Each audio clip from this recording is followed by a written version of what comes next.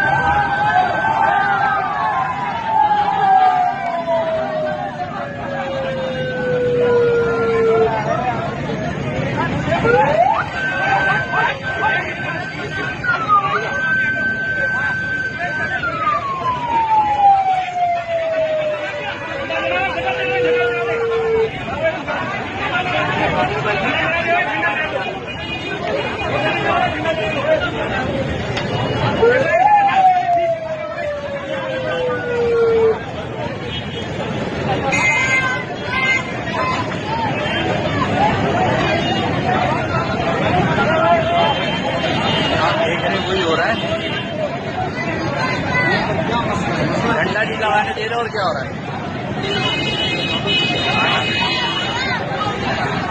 हम पाकिस्तानी नहीं है ना, उनका कहना ये है। पता नहीं कैसे पाकिस्तान का झंडा हमें लहराने नहीं दिया जा रहा।